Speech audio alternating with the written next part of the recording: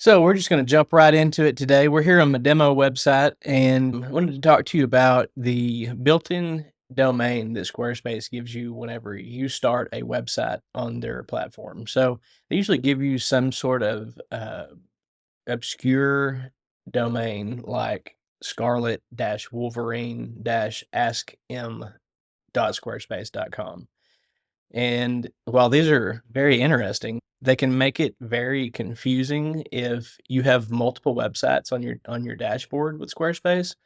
And so, like, where it gives me problems a lot of times is like I get an email from Squarespace and it says that you know, tells me something about that I need to attend to with a like the website bagpipe sturgeon aw2r.squarespace.com.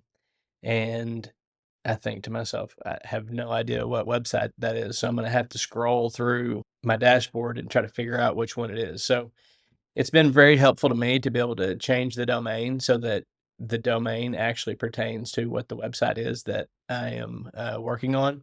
And so when I get an email like that, I know exactly which website the email is referring to. So this is super simple. You're just going to go into, so we're here on my demo website, you're just going to go into the settings and you're going to go to on the left hand side here to domains and email and then click on domains.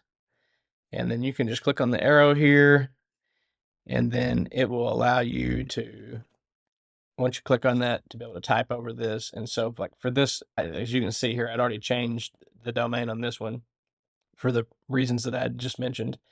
And so like I could also change it to something like my dash demo website. And then you just want to make sure that you save. You have to confirm, yes, you want to change it. And you see now up here in the URL, my-demo-website.squarespace.com. And so it's that simple.